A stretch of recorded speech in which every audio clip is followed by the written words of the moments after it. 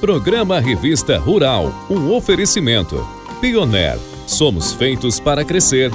Tortuga, uma marca DSM. Tenax, o melhor coxo do Brasil. Singenta, inovamos junto com você. Bradesco, contrate crédito rural e concorra a tratores 0 km.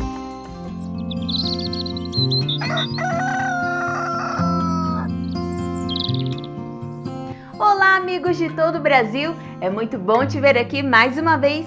Dá uma espiadinha no que a gente preparou hoje para você. O futuro cada vez mais promissor do agronegócio brasileiro. Cuidados garantem um bananal saudável e produtivo.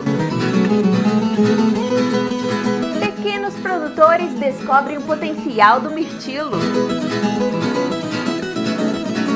E MPB ao som da viola caipira. Começa agora para todo o Brasil o programa Revista Rural, a sua revista eletrônica do agronegócio.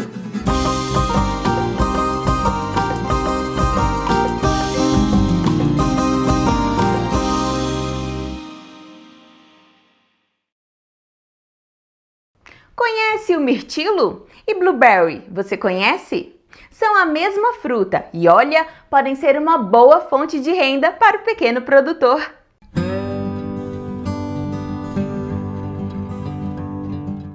Rico em vitaminas e minerais, com suas propriedades antioxidantes, o mirtilo é considerado a fruta da longevidade.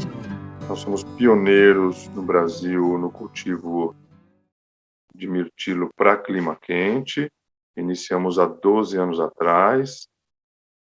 Portanto, o nosso pomar é o pomar mais antigo do Brasil. Antes de nós, o mirtilo no Brasil só era produzido em locais frios. Estamos situados em Piracicaba, Chácara Catavento. Produzimos mudas. Temos hoje 5 variedades de mirtilo para clima quente. E trabalhamos com turismo rural também.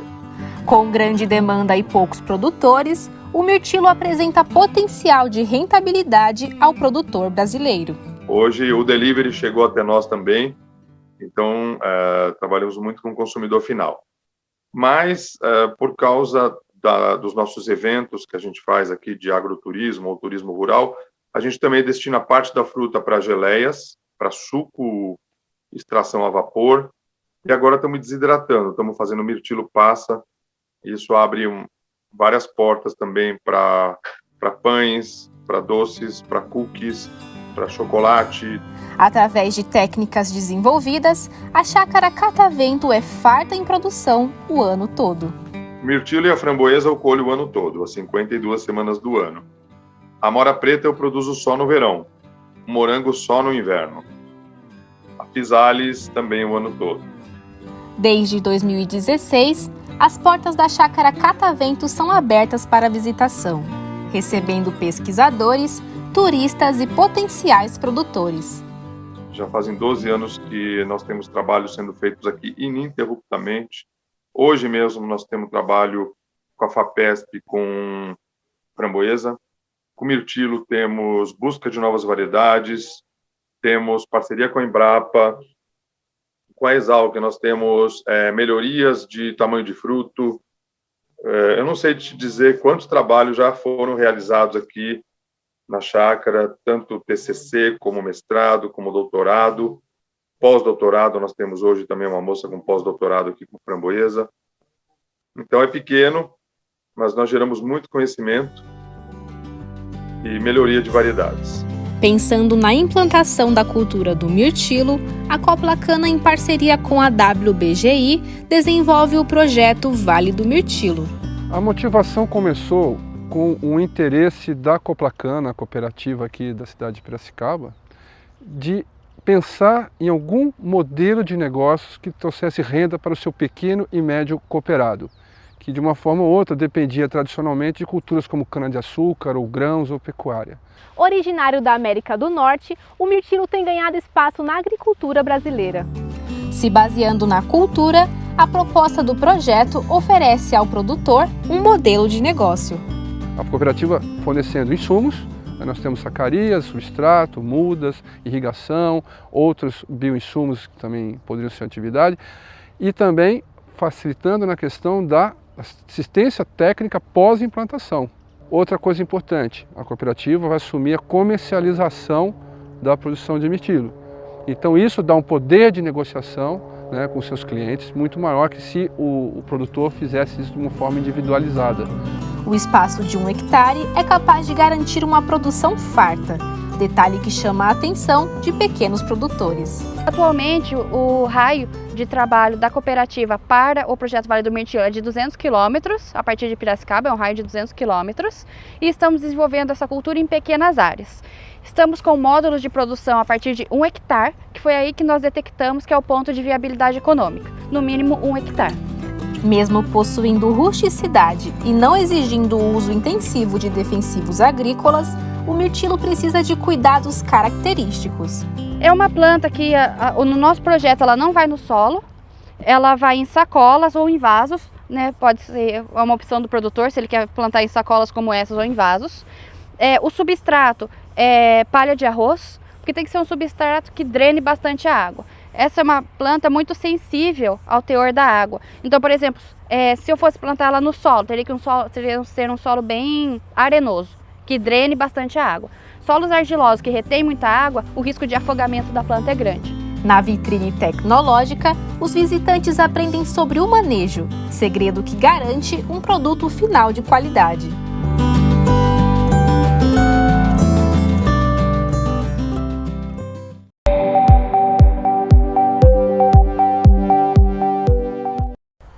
O valor bruto da produção dos cafés do Brasil, que corresponde ao faturamento total das lavouras cafeeiras, está estimado em 71,7 bilhões de reais para 2022. Neste contexto, o café Conilon representa 19,7%, enquanto o arábica 80,3%. Com isso, a cafeicultura será responsável por aproximadamente 8,2% dos ganhos das lavouras brasileiras. Os pecuaristas de corte de leite devem ficar atentos ao calendário de vacinação contra a febre aftosa. Normalmente, todos os bovinos e bubalinos são imunizados em maio e depois, em novembro, apenas os animais com até 24 meses. Mas este ano, o Departamento de Saúde Animal do MAPA inverteu essa ordem. Deste modo, em maio serão vacinados os animais com até 24 meses e apenas em novembro será vacinado todo o rebanho. A medida foi tomada porque o estoque atual de doses é insuficiente para a totalidade de bovinos e bubalinos já em maio. Produzir banana não é tão fácil quanto parece, mas seguindo algumas recomendações e tomando alguns cuidados, é possível evitar problemas e ter uma lavoura bem lucrativa. A banana é uma das culturas mais populares do Brasil e a cada dia o manejo está se tornando mais tecnificado e novas pragas estão aparecendo nos bananais. O Vale do Ribeira, em São Paulo, produz cerca de 9 milhões de cachos ao ano e é onde a tecnificação chega mais rápida. Um dos produtores da região é Jefferson Magaro. Ele explica que muitas pessoas pensam que a banana cresce em qualquer lugar, mas não é fácil assim. O produtor conta que antes produzia em área de morro, mas percebeu que o custo-benefício não valia a pena.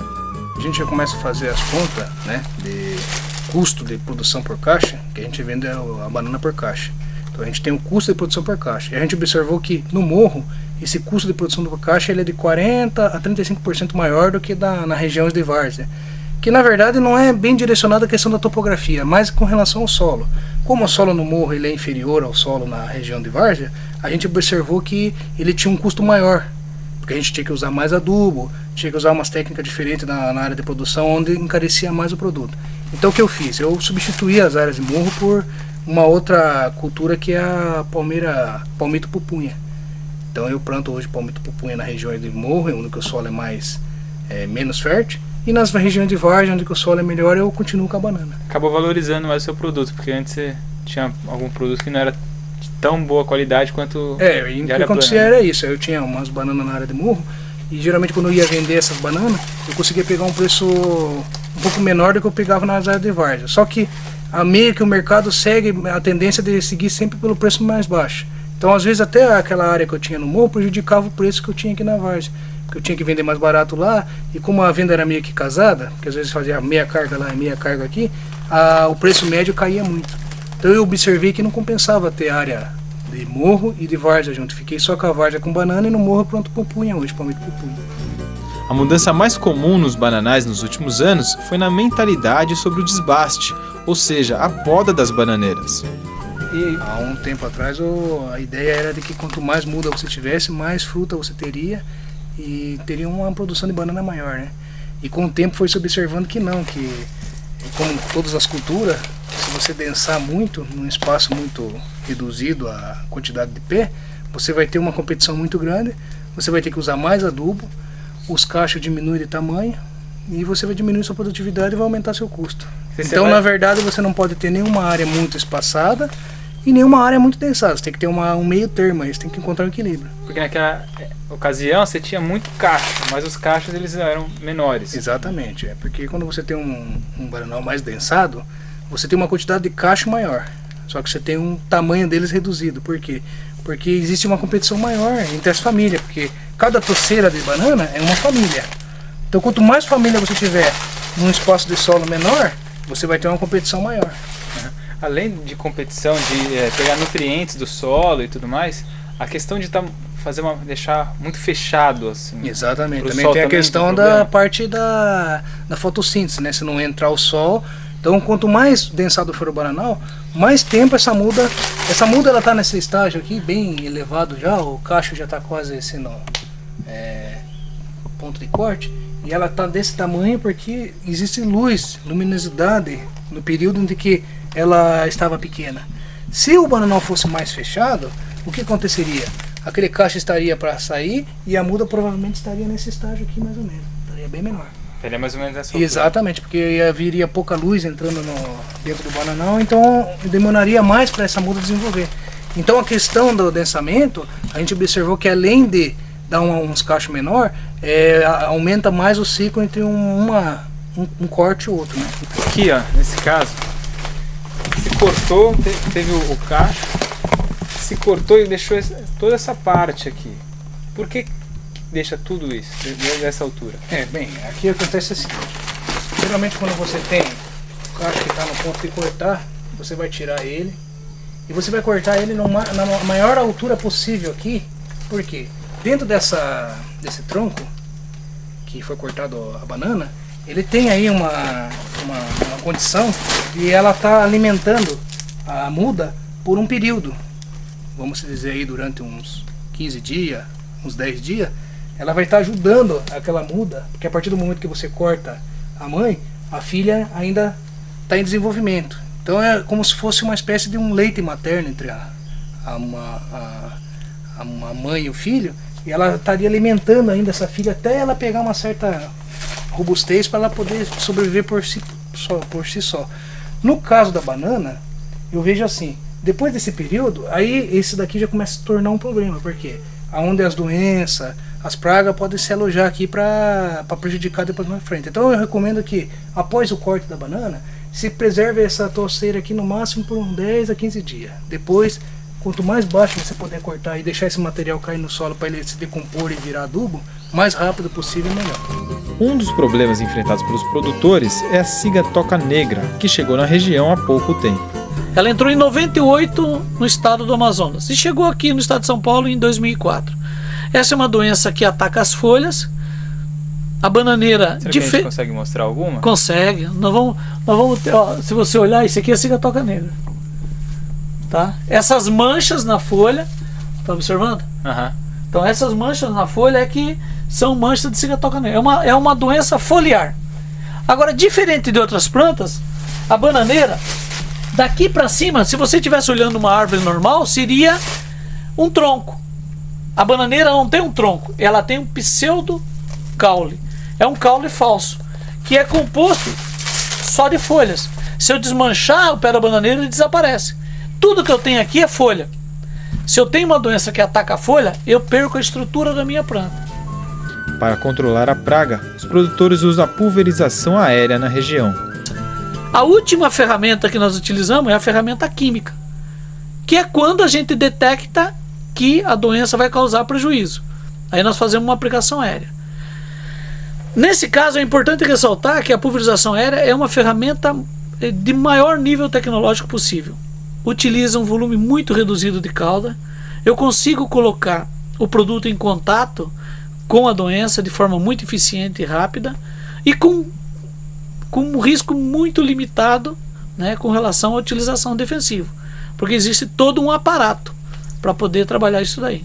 E muitas vezes a impressão que se tem também, a cultura da banana, bananeira, todo mundo tem uma no fundo do quintal e sobra banana.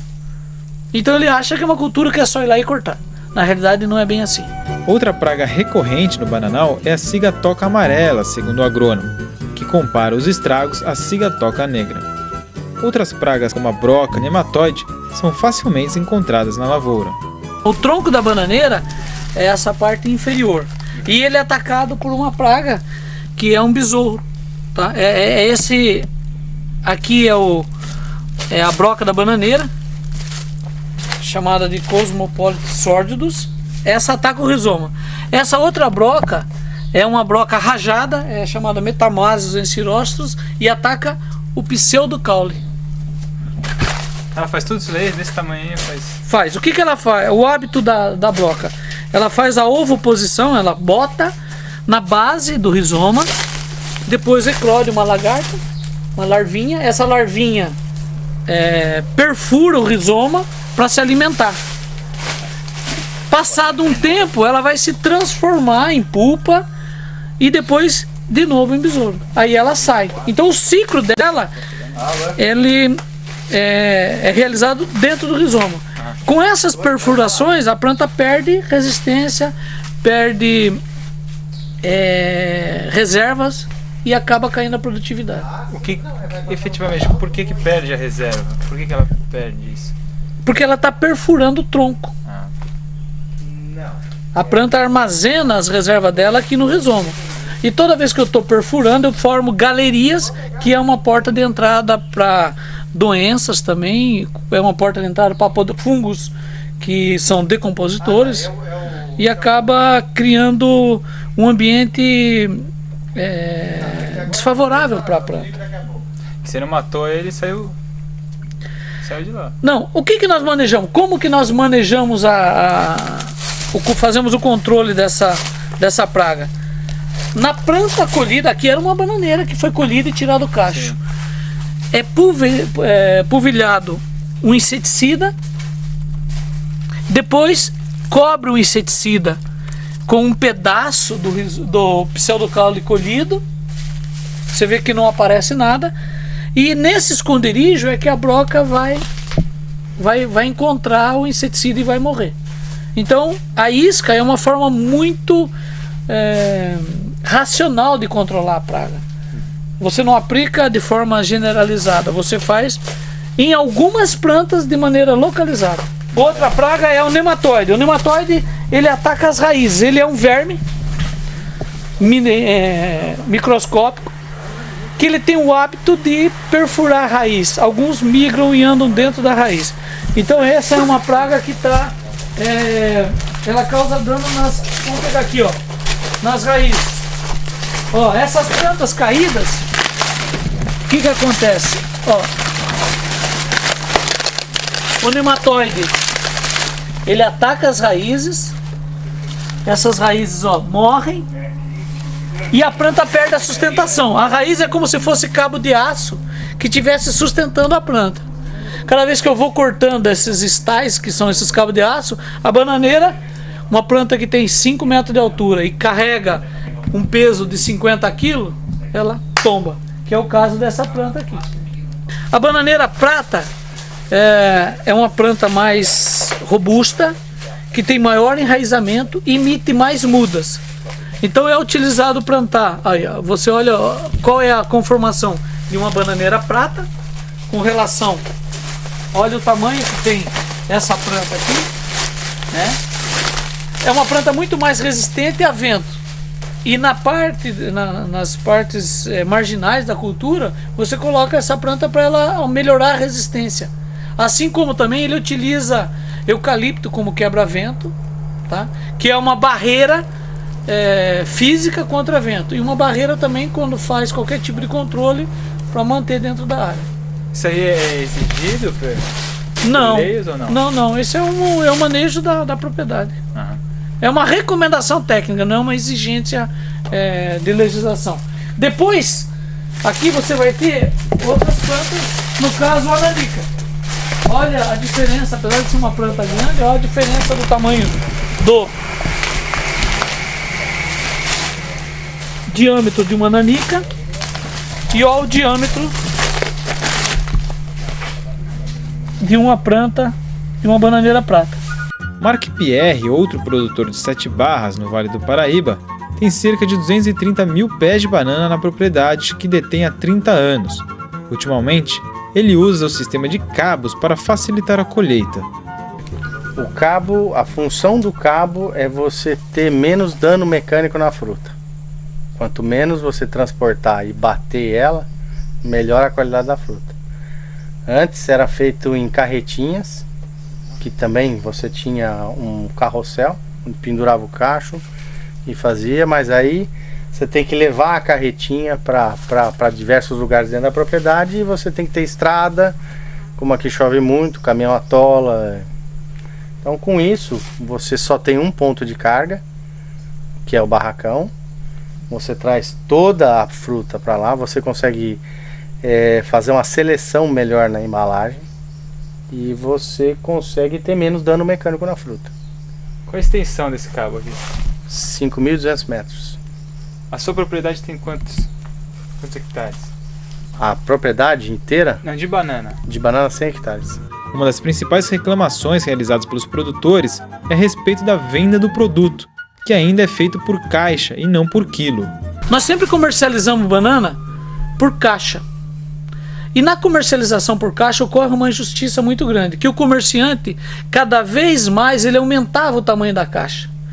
Então, se o preço da caixa era X, ele aumentava o tamanho da caixa para poder levar mais fruta. Principalmente o feirante. Porque como ele desmembra essa caixa e vende a fruta por dúzia, quanto mais dúzia numa caixa, mais ele ganha. E a caixa, que inicialmente teria 21 kg de fruta, passou a ter 23, 24, 25, 28, chegou a 35 kg. E muitas vezes, não contente em aumentar o tamanho da caixa, ele começou a colocar um alongador, passou para a caixa plástica e institucionalizou mesmo a fraude. Que daí ele pôs um alongador, com a desculpa que queria proteger a fruta. Então ele põe um alongador e cabe mais fruta. E isso não tem fim. A ganância é cada vez maior. E o produtor, quando ele vai comprar adubo, ele paga por quilo. Tá? Ele vai comprar qualquer tipo de produto, ele tem que pagar por unidade oficial. E na hora de vender não tem medida. Então, essa reivindicação, através de um projeto de lei do deputado Samuel, que foi eleito com o apoio maciço dos bananicultores, ele conseguiu aprovar uma lei. Essa lei diz o seguinte: toda banana comercializada dentro do estado, seja ela na produção, no transporte, no comércio, no armazém, no porto, no aeroporto, onde tiver, deve exibir o peso que ela tem. E na própria feira, o feirante vai ter que oferecer essa informação para o consumidor.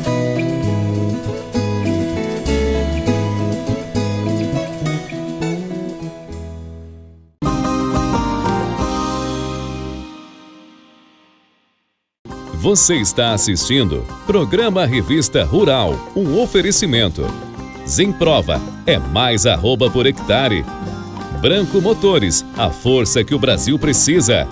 Vetoquinol, saúde e bem-estar animal são a nossa vida.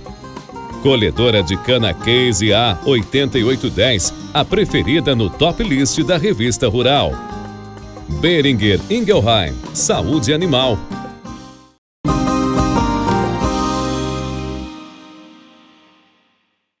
Mesmo num período de crise mundial, o agronegócio brasileiro segue muito bem e com boas perspectivas de crescimento para os próximos anos.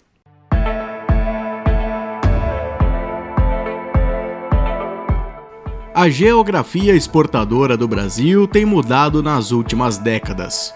Nisso, a Ásia cada vez mais tem se destacado em relação à Europa, principalmente quando falamos da China. A demanda por produtos do agro brasileiro, se você for olhar o crescimento populacional, crescimento de renda per capita e urbanização, ela é quase infinita. Mas nem tudo a gente tem acesso, né? A gente tem um acesso limitado, porque os países impõem barreiras tarifárias, não tarifárias, sanitárias, de qualidade, de habilitação de plantas, né? Então, a gente tem que realmente trabalhar permanentemente o acesso, mas eu diria que a Ásia hoje precisa e depende muito mais da gente do que a Europa, né? E é por isso que eu digo que a gente tem que conversar com os asiáticos. Se dar mais atenção para os asiáticos é o caminho, o ensaio de uma aliança política entre China e Rússia pode acender o sinal de alerta para o produtor. A China está numa espécie de uma guerra surda com os Estados Unidos, né? Uma guerra por hegemonia. A Rússia se aproximou da China porque foi, de certa forma, afastada pelos problemas lá da OTAN, que você conhece, né? Então, esses dois países acabaram ficando juntos. Nesse contexto, é uma aliança política, né? Mas ela pode tomar outros rumos lá na frente. E se ela se tornar uma aliança econômica, comercial, nós estamos falando do nosso maior mercado destino, que é a China, e nós estamos falando do nosso maior concorrente de longo prazo, que é a Rússia e o leste europeu. Em um momento em que o mundo vive incertezas econômicas por conta da guerra, fatores como o aumento dos custos e dos produtos se tornam realidades, diminuindo assim o poder de compra da população. É um fator de muita preocupação, porque quando a comida fica cara, em geral as pessoas vão para a rua e você tem toda sorte lá de protestos, né? Vamos lembrar que o último ciclo de alta de preços que o mundo viveu foi de 2008 a 2014 e foi exatamente a alta dos preços das commodities agropecuárias que geraram a Primavera Árabe. Os protestos em toda a região árabe ali vieram de aumento de preço de comida. Então, eu acho que nesse momento que os preços já subiram pela pandemia, agora mais pela guerra, a questão da segurança alimentar de cada país é muito importante. Os efeitos do conflito no leste europeu chegam para todos. Os mercados globais de grãos, por exemplo, vinham apertados na entrada deste ano devido à alta demanda. E o Brasil, nesses primeiros meses de 2022, já sinaliza perdas relevantes de safra. A gente esperava colher 145 milhões de toneladas de soja, vamos colher 125. Devemos ter uma perda de uns 10, 12 milhões de toneladas na Argentina de uma safra normal. O Paraguai deve ter perdido 6, 7 milhões de toneladas de soja. Então, o mundo já começou a querer subir um pouco os preços de soja e acaba afetando um pouco o preço do milho. Tivemos uma quebra de milho no Brasil da primeira safra da ordem de 7 milhões de toneladas do que era previsto ser colhido. Isso dá um pouquinho mais de um mês de consumo de milho no Brasil. Então as coisas já estavam meio apertadas. Aí veio a guerra. Apesar de não ser uma grande produtora de milho, a Ucrânia exporta tudo o que produz, o que a torna a quarta maior do mundo no assunto. Consequência da invasão, o plantio de milho do país está ameaçado, o que pode trazer efeitos para o Brasil. O problema é o seguinte, daqui a um mês tem que acontecer o plantio de milho da Ucrânia e se isto não acontecer, no segundo semestre o mundo não terá a oferta ucraniana para ser exportada e por decorrência a pressão de compra sobre o milho brasileiro vai acontecer. Daí a importância da safrinha ser muito boa para termos disponibilidade de milho no mercado interno. Além do milho, a Ucrânia também é uma importante exportadora de trigo e, somada à Rússia, exporta praticamente 1/3 do comércio mundial da commodity. O trigo ucraniano está plantado, porque ele foi plantado no inverno, só que estamos nos aproximando do período que é preciso adubar para depois colher a safra de trigo. Então a pergunta, ninguém tem a resposta se vai ser possível fazer essa adubação e depois a colheita. O que o trigo tem que ver com o milho, com a soja? O trigo, em muitos lugares do mundo, especialmente na Europa, é usado como ração. Se falta trigo, é preciso comprar milho para substituir, puxa o preço do milho, que por sua vez puxa o preço da soja. A maior preocupação mercadológica para o Brasil está na importação do cloreto de potássio. A dúvida é se o país terá adubo suficiente para fazer o plantio da próxima safra, e assim evitar a continuidade da alta de preço dos grãos. É por esse motivo que a busca por outras fontes do fertilizante tem acontecido através do Ministério da Agricultura. O mundo inteiro correu para o Canadá. Teoricamente, no segundo semestre, não deveria ter grandes compras do hemisfério norte, porque eles só vão plantar de novo no ano que vem. O maior risco é que o hemisfério norte, com medo de faltar o potássio, antecipe as compras, tirando a possibilidade do Brasil substituir o potássio russo. Eu ainda tenho a esperança que nós possamos trazer com tranquilidade esse fertilizante russo, tá? Mas sem dúvida o momento é de procurar outras origens para garantir a oferta e conseguirmos fazer uma boa safra no ano que vem.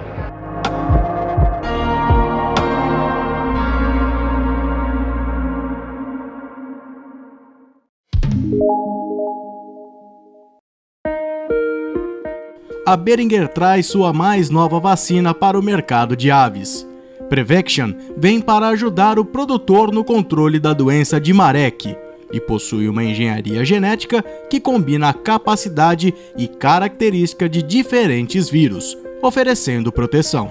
Uma vacina diferente, uma atualização tecnológica frente aos novos desafios. A gente já sabe da evolução do vírus de Marek, para causar as doenças de Marek, a capacidade que ele tem de transpor as barreiras que a gente conhece desde os anos 70, da década de 80, com as combinações de sorotipo 1 e sorotipo 3 das vacinas tradicionais. O foco nosso realmente é atender essa necessidade que os clientes vinham demandando, uma vacina mais robusta, que pudesse dar essa tranquilidade na produção, para que eles tenham os melhores benefícios e a maior produtividade dos seus lotes de aves, né? Seja elas matrizes pesadas ou matrizes leves ou poideiras.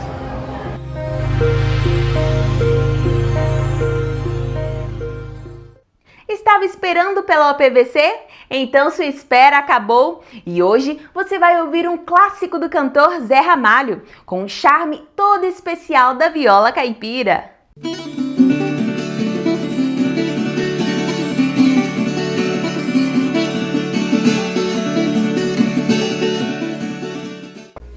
Olá, nossos amigos da Revista Rural.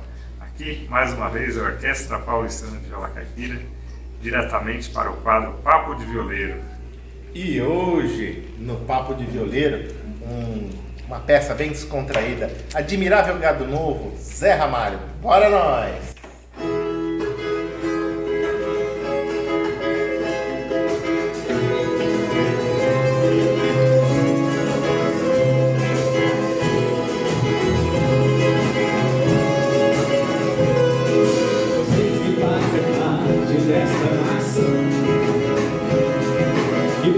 Os projetos do futuro é por tanto ter que caminhar, me dá muito mais do que receber. Tem que demonstrar sua coragem, a margem do que possa parecer, e ver que toda essa engrenagem já senti a ferrugem do comer. Eu me radicado, como marcado, tô feliz. Eu me radicado, como marcado, tô feliz.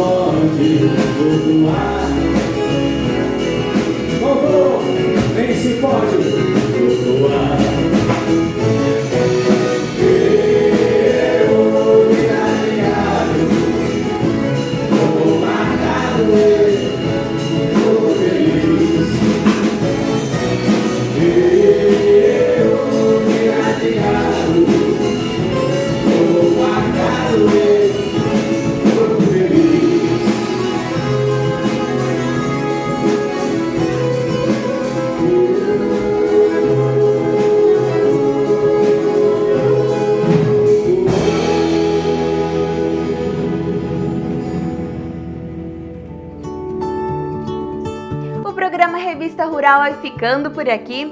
Não esqueça de se inscrever no canal e clicar no sininho para ficar por dentro de tudo. Uma semana abençoada e até a próxima!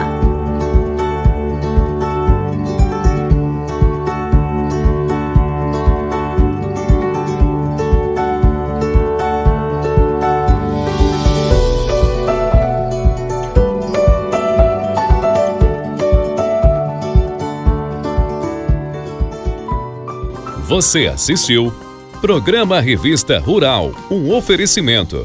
Linha de pastagens Corteva. Construir uma pecuária mais sustentável é a nossa fé. Zoetis, a marca do dia a dia no campo. Caminhões Mercedes-Benz. O agro fala, a Mercedes ouve.